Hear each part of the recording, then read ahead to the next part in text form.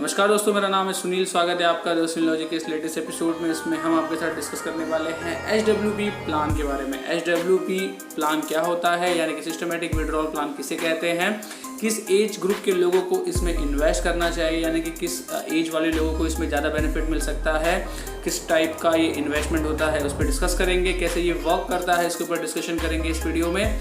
Example के through आपको ये समझाएंगे कि HWP कैलकुलेटर के थ्रू कितना आप विड्रॉ करेंगे तो ये आपका HWP में जितना आप इन्वेस्ट करने वाले हैं वन टाइम यानी कि लमसम में, वो कितने साल तक आपको बेनिफिट दे सकता है। टैक्सेशन के बारे में बात करेंगे कि किस टैक्स स्लैब में HWP का रिटर्न आता है, और फाइनल कंक्लूजन वीडियो के एंड में बताएंगे, तो वीडियो को पूरा देखिएगा। अगर चैनल पे पहली बार आए हैं चैनल को जरूर सब्सक्राइब कीजिए, सब्सक्रिप्शन के बाजू के बेल आइकन को प्रेस कीजिए ताकि फ्यूचर में आने वाले चैनल की सारी न्यू नोटिफिकेशन को जल्द से जल्द मिल सके। तो दोस्तों, क्वेश्चन नंबर 1, HWP क्या होता है। HWP यानी कि सिस्टमेटिक विड्रॉल प्लान। इस प्लान के थ्रू आप एक बार लमसम अमाउंट को इन्वेस्ट करते हैं किसी म्यूचुअल फंड में। वो म्यूचुअल फंड इक्विटी बेस हो सकता है, वो mutual fund debt mutual fund base हो सकता है, वो किसी बॉन्ड में इन्वेस्ट कर सकते हैं आप। लेकिन ये सिस्टमेटिक विड्रॉल के प्लान के थ्रू आप सिस्टमेटिक वे में एक मंथली बेस पे, क्वार्टरली बेस पे, हाफ ईयरली बेस पे, या फिर अपने ज़रूरत के हिसाब से ईयरली बेस पे उस म्यूचुअल फंड, उस इन्वेस्टमेंट में से विड्रॉल कर सकते हैं, जिसे कहा जाता है systematic withdrawal plan. Question number 2, किन एज ग्रुप के लोगों को इस म्यूचुअल फंड में या इस प्रकार के प्लान में इन्वेस्ट करना चाहिए। तो दोस्तों, बेसिकली ये HWP का जो प्लान है वो सीनियर सिटीजन के लोगों के लिए है, रिटायर पर्सन लोगों के लिए है, कि आप एक रिटायरमेंट होने के बाद जो जिस भी जॉब, जिस भी बिजनेस में आप हैं, उसमें से आप एक लमसम अमाउंट आपको मिलता है, तो उस अमाउंट के साथ आप क्या करें कि आपको आगे आने वाले टाइम में आपकी जो बेसिक नीड्स, जो डेली नीड्स है वो फुलफिल हो जाए। तो इस टाइप के लोग जो रिटायर होने के बाद एक लमसम अमाउंट किसी भी ऑर्गेनाइजेशन से उनको मिलता है, वो इस प्रकार के HWP में इन्वेस्ट करते हैं अपने रेगुलर डेली नीड्स को फुलफिल करने के लिए, ताकि उनको मंथली, हाफ ईयरली या ईयरली बेसिस पे एक अमाउंट मिल जाए, जिससे उनका जो उनकी नीड्स से आगे आने वाले टाइम में वो फुलफिल होती रहे। तो दोस्तों, क्वेश्चन नंबर 3 है हाउ इट वर्क्स। तो HWP का जो प्लान होता है, जो आपको रेगुलरली इनकम प्रोवाइड करेगा मंथली, हाफ ईयरली या क्वार्टरली, आपका ईयरली बेसिस पे, तो वो आपको जब भी पैसे चाहिए उस वक्त वो आपके यूनिट्स को सेल करता है, और उतने पैसे के यूनिट्स को सेल करने के बाद उतने पैसे आपके अकाउंट में ट्रांसफ़र कर देता है। के वक्त जिसमें आपने HWP का कोई प्लान सिलेक्ट किया और उस प्लान में 10 लाख रुपीस इन्वेस्ट किए, तो अब आपको यूनिट्स मिलेंगे उस 10 लाख रुपीस को इन्वेस्ट करने के बाद। तो मान लीजिए आपके एक यूनिट्स का कॉस्ट है 10 रुपीज़, तो आपको 1 लाख यूनिट्स मिल जाएंगे इस 10 लाख रुपीस को इन्वेस्ट करने के बाद। अब मान लेते हैं कि आपको सिर्फ 10,000 रुपीज़ पर मंथ की ज़रूरत है आपकी बेसिक नीड्स को फुलफिल करने के लिए हर मंथली, तो आप 10,000 रुपीज़ ही उस HWP के प्लान में विड्रॉल का अमाउंट डालेंगे कि आपको हर महीने 10,000 रुपये चाहिए। तो इस कंडीशन में जो HWP का प्लान है, जो म्यूचुअल फंड है, वो एवरी मंथ 1,000 रुपीज़ के 1,000 यूनिट्स को सेल करेगा और आपको 10,000 रुपीज़ आपके बैंक अकाउंट में प्रोवाइड करता जाएगा। तो दोस्तों, आप सोचेंगे कि एवरी मंथ अगर 1,000 यूनिट्स को वो म्यूचुअल फंड बेच देगा और आपको 10,000 रुपीज़ प्रोवाइड करता जाएगा, तो इस कंडीशन में एवरी मंथ आपको 1,000 यूनिट्स का लॉस होगा। हाँ, आपको 1,000 यूनिट्स का लॉस होगा, लेकिन वो एवरी मंथ नहीं होगा, क्योंकि मंथ बाई मंथ जैसे जैसे टाइम बढ़ेगा दोस्तों, तो जो यूनिट्स का जो प्राइस है 10 रुपीज़ आज है, वो 1 साल के बाद शायद 20 रुपये हो जाए, 30 रुपये हो जाए, 2 साल के बाद 40 रुपये हो जाए। तो उस कंडीशन में जो आपकी इन्वेस्टमेंट की वैल्यू है वो तो ऑलरेडी इंक्रीज होगी ही। तो इस प्रकार से ये HWP वर्क करता है। लॉन्ग टर्म में आपको आपकी इन्वेस्टमेंट पे मंथली बेसिस पे नीड्स के लिए पैसे भी देते जाता है। तो दोस्तों, हम और आप अब आ गए हैं HWP कैलकुलेटर के ऊपर। grow.in की वेबसाइट पे आपको एक कैलकुलेटर मिल जाएगा, जिस कैलकुलेटर के थ्रू आप इजीली कैलकुलेशन करके ये जान पाएंगे कि इस HWP कैलकुलेटर में आप कितने रुपए इन्वेस्ट करें तो कितने साल तक, अगर आप कितना रुपए निकालेंगे तो ये अमाउंट आपके पास रह सकता है। तो चलिए फटाफट जान लेते हैं HWP कैलकुलेटर की पूरी कहानी।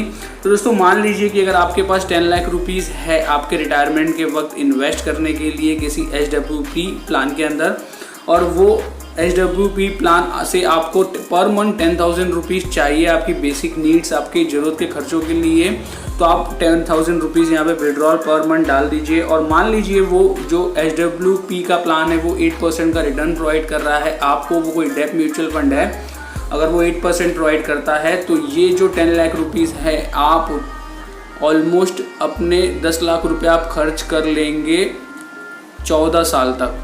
ये देखिए दोस्तों 13 साल तक अगर आप 10,000 रुपीज़ पर मंथ विड्रॉ करते हैं, उस कंडीशन में आप ये 13 साल तक ये चीज़ें कर पाएंगे बेहतरीन तरीके से। और मान लीजिए कहीं अगर आपका जो म्यूचुअल फंड है वो डेप का ना हो के इक्विटी का म्यूचुअल फंड हुआ और आपको ये 12% के रिटर्न जैसे कि इक्विटी म्यूचुअल फंड प्रोवाइड्स करते हैं लॉन्ग टर्म में, तो कहीं ये म्यूचुअल फंड आपको 12% का रिटर्न प्रोवाइड करा रहा है, तो इस कंडीशन में जो आप 10,000 रुपीज़ पर मंथ विड्रॉ कर रहे हैं इस प्लान से, वो जा सकता है आपके 10 लाख रुपीज़ की इन्वेस्टमेंट के साथ ऑलमोस्ट 26 ईयर तक। ये देखिए 26 ईयर तक आप इस 10 लाख रुपीज़ को यूज़ कर पाएंगे।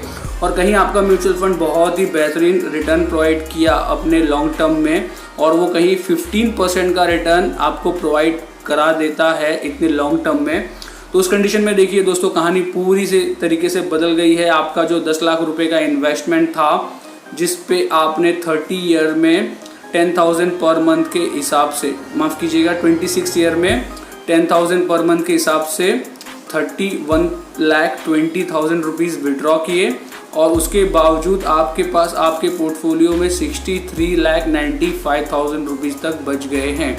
इसमें हम थोड़ा सा और ऐड करते हैं, जो आपका टाइम पीरियड है वो हमने 26 से 30 ईयर्स कर दिया।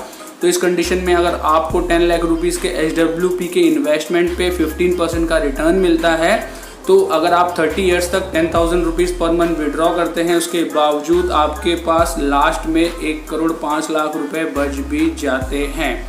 तो दोस्तों ये है HWP कैलकुलेटर का एग्जाम्पल के थ्रू पूरी कहानी। आगे देखते हैं और क्या क्या फ़ायदे हैं इसके।